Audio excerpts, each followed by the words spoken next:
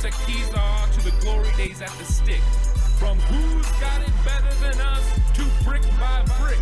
It's always the 49ers way, from off-season to game day. Yeah, we talk back.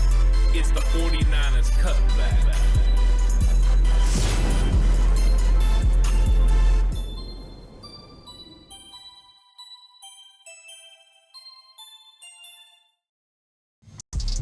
It's 49ers Cutback Podcast time. Welcome to the show, everyone. We're going to talk about cornerback targets in the draft.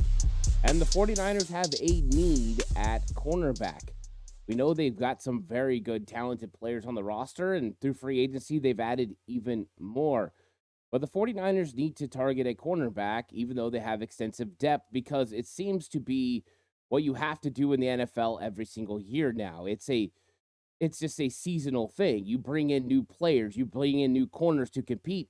And the 49ers have been doing this in the Kyle Shanahan, John Lynch era, bringing in cornerbacks that can compete and also making sure you consistently get guys that are going to be able to reach the expectation you have. And I don't think the 49ers felt good about their cornerback position at the end of last season. They tried to bring guys in from off the street. They tried to bring in a guy like Jason Verrett, who once again suffered a serious injury and is very unfortunate, but they continued to bring in veteran players that they were just going to have to put out there. They didn't feel comfortable with what they were getting from the cornerback position.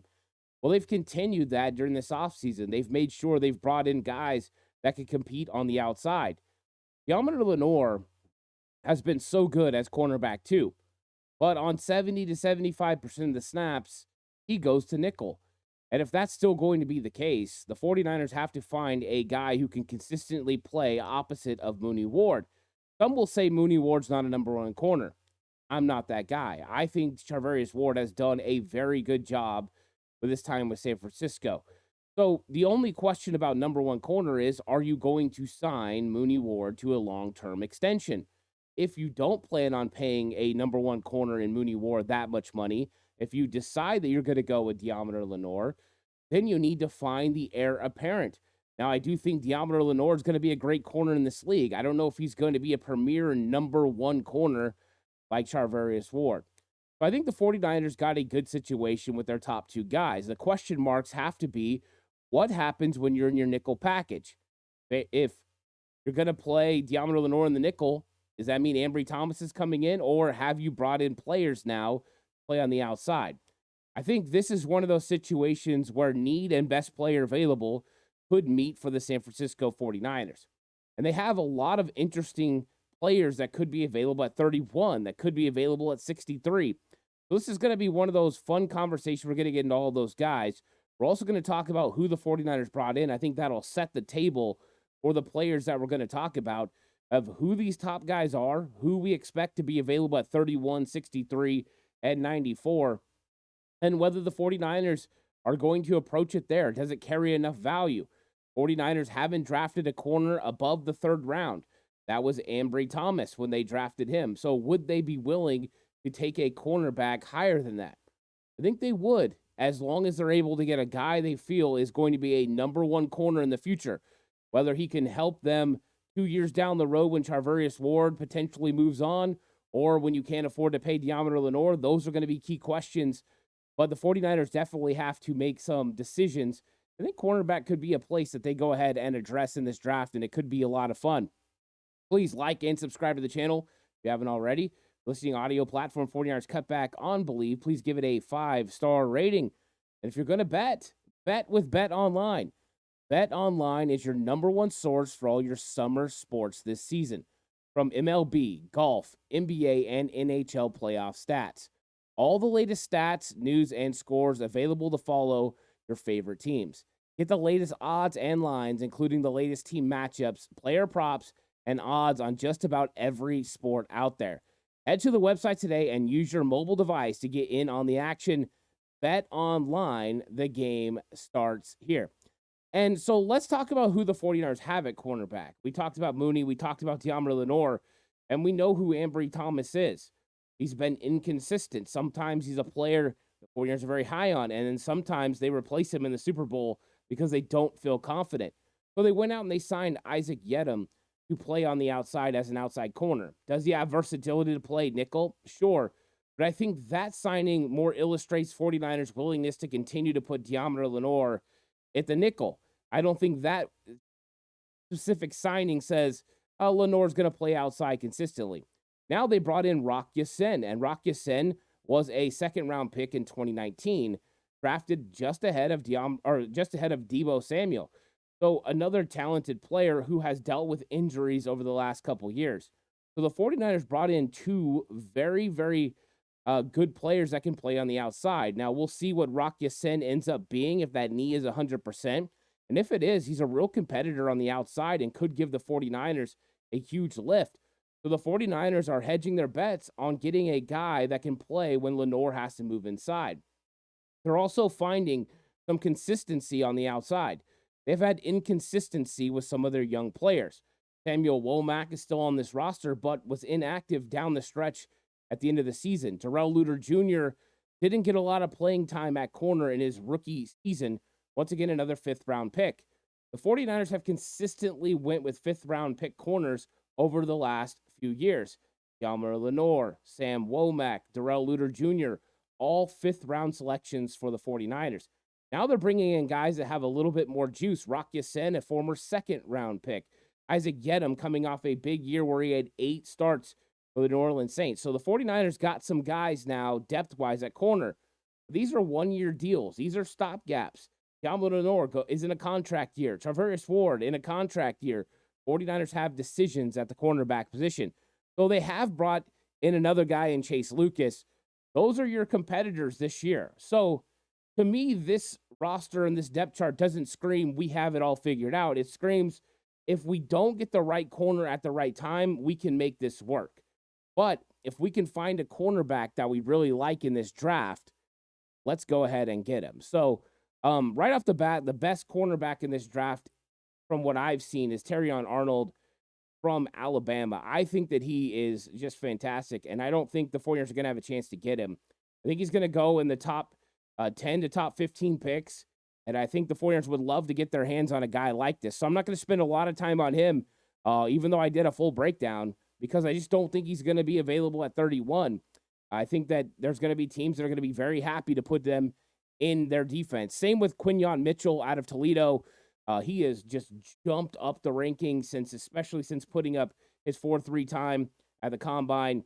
He is no longer a player that would be available for the 49ers at 31. He went from being potentially a second-round pick to being a bona fide top 20 pick in this draft. So I don't think he's a realistic target for the 49ers. Where it starts is Cooper DeJean. And Cooper DeJean is one of my favorite players in this entire draft. My first mock draft, I drafted him at 31. Now, since then, he had a pro day. He ran a 4.4. He tested out of the building. The guy's fantastic. So he could have moved up. There's probably a likeliness that he moves up a little bit and gets selected a little bit earlier now.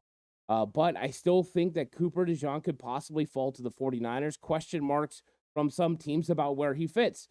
Some teams see him as an outside corner who can come in and step in day one and compete. Elite athleticism, got the flexibility in his hips to really drive on the football, turn and run with receivers. He has very good feel for what he sees as far as route concepts, a very good zone corner. This guy's got it all. But there's also teams that see him as a nickel. And I think that's something the 49ers might see Cooper as a nickel. Now, he has the outside ability, but you could probably put him in day one, leave Lenoir outside, and with his ability to help and run fits, his ability to play physical, could step in and play nickel corner. I think that's why he would be exciting to the 49ers with that position versatility. Nickel, play outside. And then a lot of teams in this league see him as a safety. I think he's too talented to be a safety. I think he's a guy that really sets very nicely at the cornerback position. And that's how I see value, because if you're drafting in the first round, you're not drafting Cooper DeJean as a safety in the first round. That's too much. You're paying way too much, especially with what you see the market looking like around the league. So you have to see Cooper as a first-round cornerback. You see him as a safety. He's not a first-rounder for you. That's just paying too much value with what's the around the league, the landscape of what's going on. So to me, this would be a great pick for the 49ers.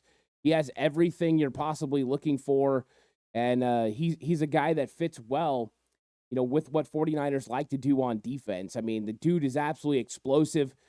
He's got that ability to just boom on a dime, flip his hips and run with a wide receiver.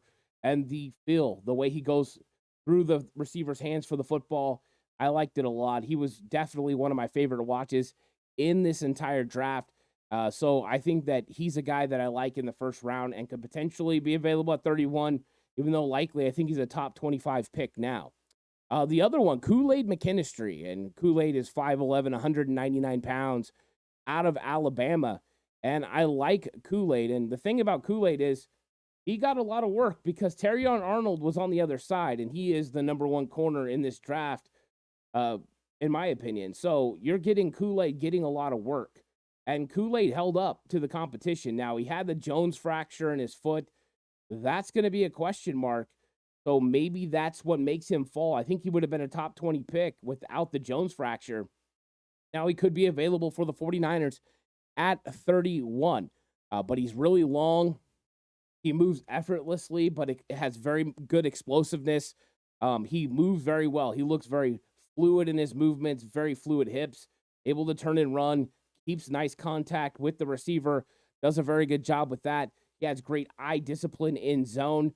So he's always breaking with the wide receivers. That's always good to see when you're looking at a cornerback like Kool-Aid. So he does a good job of allowing not too much space, but staying right there on top of his receiver so that he can quickly drive on the football and make plays. I think he's very instinctive. He's a playmaker. He'll make plays on the football. And then he's very good as a run defender, very savvy, does a very good job with play recognition, and he has good IQ when it comes to routes. His tackling ability is very good as well. So to me, I like him. There are some things that you might not like about him. Now, of course, like I said, the Jones fracture, that's a possible reason for concern. You also have the elite speed. Neither does Terrion Arnold. They don't have elite speed. Sometimes he can be wanted a little bit too much, a little bit overzealous and attack too much, so he grabs. Those are always some things that you have to worry about. But, I mean, he is really, really good. The question would be, is this guy flexible enough to play in the nickel? I think if you were drafting Kool-Aid McKinstry, you're playing him on the outside with the thought process that Deommodore Lenoir is going to move in. And I think initially Deommodore Lenoir would play outside on your base sets. And when you go nickel, he would move inside. And then Kool-Aid would move to the outside, and he might be your number one guy opposite of Charvarius Ward in those situations. He would have to compete with Isaac Gedem and with Rock Ya-Sin, but he's that talented. He could come in and compete with them. Now, if the injury, and I don't know what the medical looks like, if the injury is going to hinder him in any way, you might not see Kool-Aid McKinstry out on the field, and that would really hurt his case. I think the 49ers want a guy that can make an impact, and that's where it makes sense. Need because they need a starter. You consider nickel package a starting unit. Need because you need a starter meeting best player available.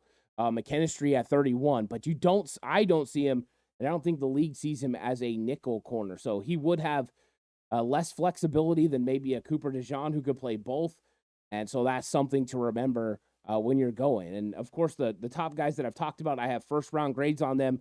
And then this one might surprise a lot of people because I think I'm one of the only ones that has a first round grade on this particular corner. And it's not a corner. A lot of people have Nate Wiggins from Clemson with a first round grade. I do not. I don't think he's very good at helping on the run. I thought a lot of times he kind of left too much space. Wasn't a huge fan. I'll break him down in a second. But Kamari Lassiter from Georgia, to me, is a first round guy. A lot of people will disagree, but I like him. 5'11", 186 pounds. Out of Georgia. He plays faster than his 40-yard dash. I mean, the guy absolutely moves fluid. I just see a guy that is just very seamless in his movements. He can accelerate vertically very fast. He's got a lot of short area quickness, which I like. So he's one of those guys that transitions very quickly and without hesitation, and that's exactly what you need at the position. He's able to sink his hips, and he's able to turn and run at a very high rate without losing speed. That's very important when covering in the NFL. You got to be able to flip and run and not lose any speed, not need time to accelerate. He does that at a very high rate. And then also he plays through the hands to the ball very, very well. Very good eye contact, focuses on the receiver. When the receiver's hands go up, his hand goes up in between. Very good contact, which means that'll lead to pass breakups in the NFL.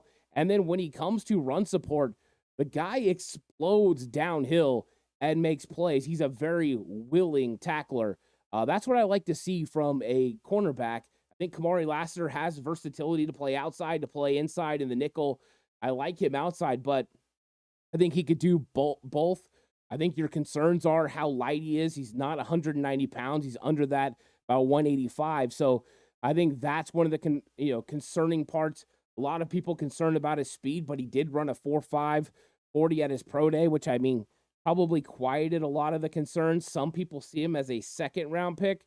I see him as a first-round pick. So I think he's one of those guys that I really like, and he will definitely be available at 31. I think he's going to be there. It's the eye of the beholder thing. I think he could go the top 45 picks. So if the 49ers were looking to trade down for any reason, got a good offer from one of those teams there in the second round, and they were eyeing a cornerback, and maybe the top two guys, maybe Cooper DeJean, Kool-Aid McKinstry are off the board, and you're like, you know what, let's go ahead and settle at 36, or let's work with Washington and move back to 40. Whatever it is, I think right there, Kamari Lassiter could be a real option for the 49ers. I think he plays bigger than his size. To me, this is a tenacious guy who played at Georgia, understand what it means to win, to play in the SEC and compete with big wide receivers. I would love to get Kamari Lassiter. So that's the end of my first round rankings. I have some guys there. I mean, there's some very talented players. Of course, there's only 3 that the 49ers will even have a chance to get. We don't even know if Cooper DeJean will be one of those guys. Cooper, then you've got Kool-Aid McKinstry, and then for me, Kamari Lassiter. Those are the guys. Now, one of the guys notably missing from my first round grades is Nate Wiggins out of Clemson. I'm just not a huge fan of his film. 6'1", 173 pounds out of Clemson. And you see it. I mean, he's got coverage skills. You really don't see it in run support, like, at all. I don't see a run support help at all. He doesn't disengage from blockers very well. To me, that made him a non-49ers guy, but it made him a non-me guy as well. Now, when I'm breaking down these players, I'm breaking them down from a 49ers lens. So I definitely think run support is important, and I think zone coverage is important, and he's impeccable in coverage most of the time. I do see him sometimes drift. I see him come away from receivers. So there were some things I didn't like about Nate Wiggins. I don't think he's a great fit for the 49ers. And 173 pounds at 6'1", he needs to put a lot more mass. I worry about his physicality in the NFL. What would he do lined up across from DK Metcalf? That's an issue. DK will absolutely throw him. So those are some things that I think, I have some concerns about. But when you're talking about a guy that has the elite length and speed to be able to run with some of the receivers in the league, he can definitely do that. He's one of those guys that's got a great tempo in his pedal. He does a really good job transitioning. He's good at what he does. He has good eye discipline in zone. And he's a guy that, hey, if a quarterback takes a risk, he can take advantage of it. He drives and closes very good. But some of the weaknesses that I have, the size, the speed, the size, the ability to be aggressive in run stopping is not something that I see consistently. So to me, he's a guy that struggles a little bit with his footwork. When he's moving at a high rate of speed, sometimes it can become uncontrolled. Well, he wasn't one of my favorite guys, but I gave him a second-round grade because I think he's extremely talented in coverage. A lot of work to do there. Now, my first pure nickel corner is going to come up next, and that's Mike Sainristil out of Michigan. And I think he's one of the best nickel corners in the entire draft. I think I like Kamari Lassiter outside, so I wouldn't put him ahead of Sainristil. Cooper DeJean potentially ahead of Sainristil. But with Mike Sainristil, we've seen this guy play nickel corner in college and played at the highest of levels. If you were talking about a pure nickel corner, this is the number one guy. There's no transition. The guy's been doing it. Did it for Jim Harbaugh. He understands how to do it at a high level, playing in big-time football games. I absolutely love this guy. Now, he's not going to be the model size weight that everyone's looking for, but he plays a lot bigger than 5'9", 182 pounds. The guy is explosive, and he's very energetic. He gets there quickly. Hips are very fluid. He's able to turn.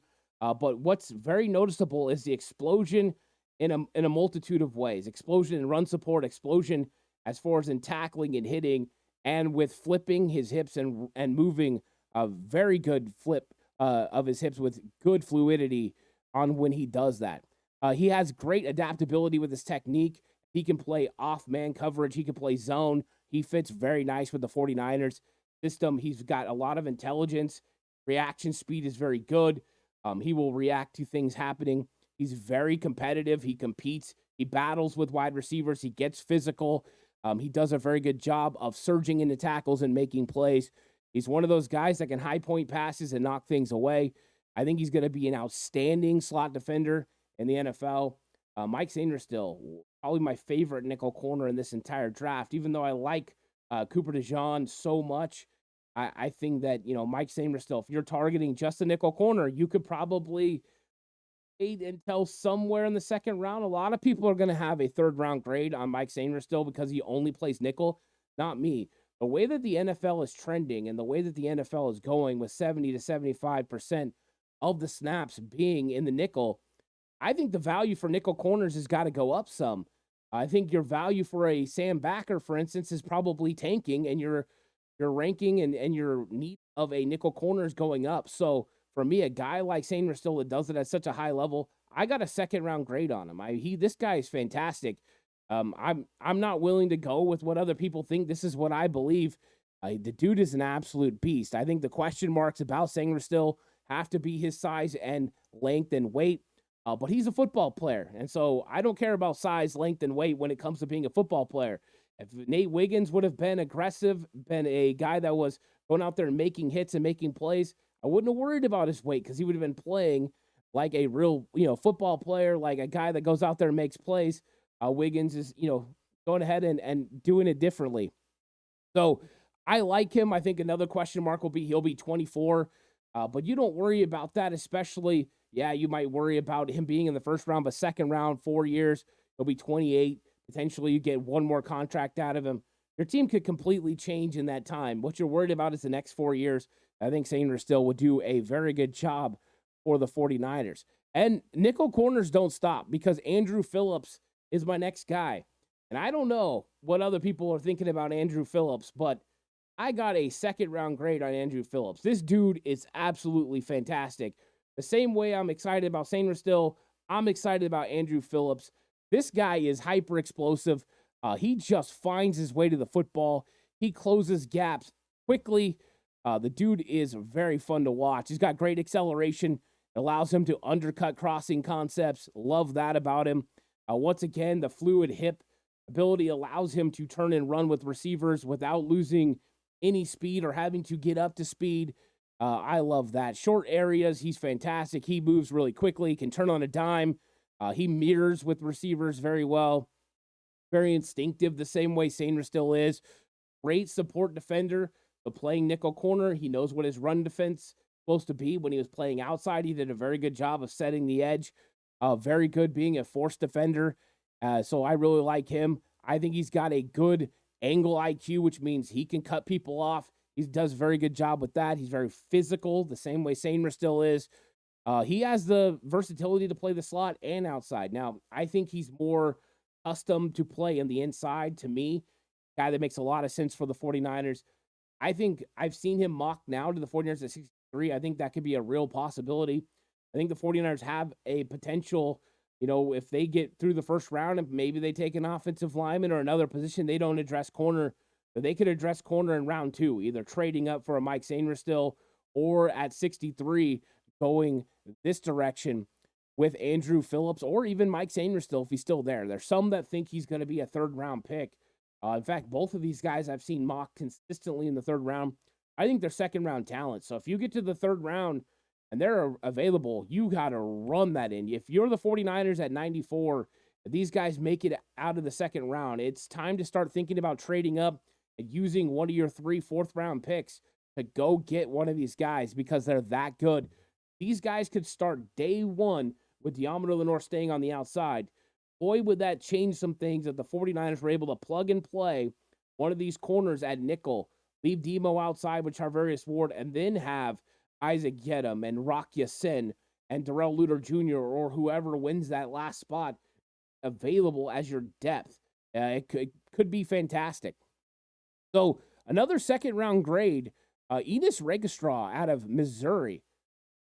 Love the tape. Absolutely love this guy. 5'11", 183 pounds. Once again, not your prototypical, size. He's not a big guy. He's not over 190. He's got a little bit more lean frame, which is going to scare a lot of people. But he's one of those guys that goes out there. He has good length for a good reach. He's explosive moving upfield. He's quick at accelerating. He can get vertical really, really fast. He's one of those guys that can stride very quickly. He's just got one of those guys to correct and go really quick. So if he makes a mistake, he can go ahead and correct it real quick with good flexibility. Sinks his hips really good. I love the way he's able to match releases. He's got good 180 turns. This guy is just one of those guys that's very good at playing cornerback. He can play press man, and he can stay square when he jams. And he's a very solid corner. This guy really jumped off the screen to me. I was watching him, and I've heard his name, but just really getting involved and getting into the depth of the film is where you start to really find guys you like. And these last three guys here in the second round are all guys I could see playing nickel. Now, when it comes to Registraw, he can play outside as well. These guys are very, very good. He does a good job of attacking the run, which makes him a guy able to play nickel corner in the NFL and play for the 49ers. One of the things the 49ers struggled with, they loved Sam Womack playing nickel with the way he's able to change direction very quickly. That's where they wanted him. But him in run fits was a problem. So after 2 weeks of his rookie season, they benched him and they put Deommodore Lenoir in the nickel. And that's where they saw Lenoir's real worth. I mean, Lenoir is fantastic in the outside and inside, but that's what they were hoping Womack was going to be. But one of the keys the 49ers are looking at when they're looking at corners, they're looking at that ability to play run fits, to know where to be physical at the point of attack, and to assist as a third linebacker. And Registraw definitely does that. So those are three nickel corners I like that I have second-round grades on that could be available anywhere between round 2 and round 3. Mike Sainristel, Andrew Phillips from Kentucky, and Enos Registraw from Missouri.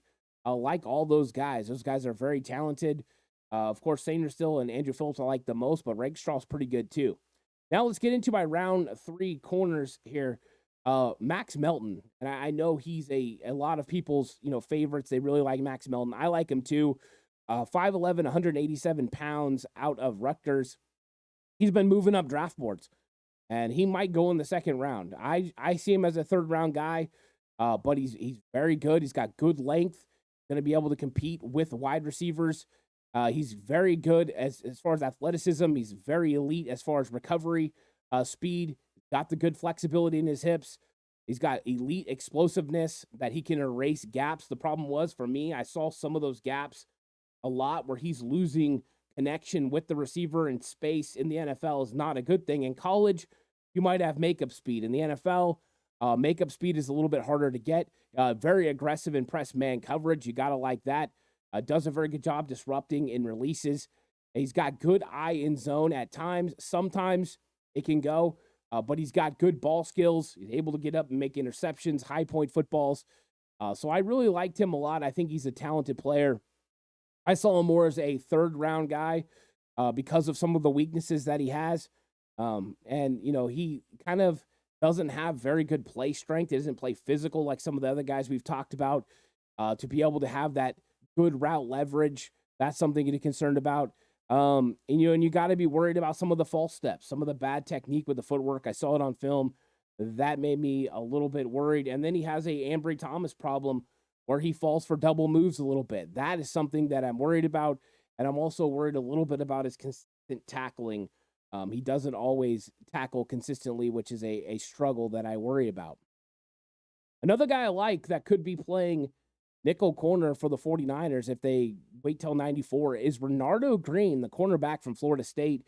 I love his physicality. He's explosive in everything he does. He's aggressive. He gets downhill and he makes tackles.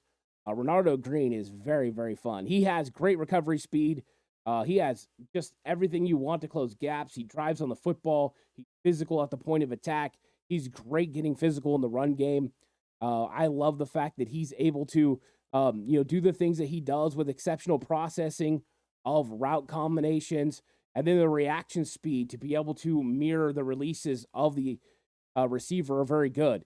He's one of those guys that's got the discipline and the patience to be able to play with guys in press man coverage.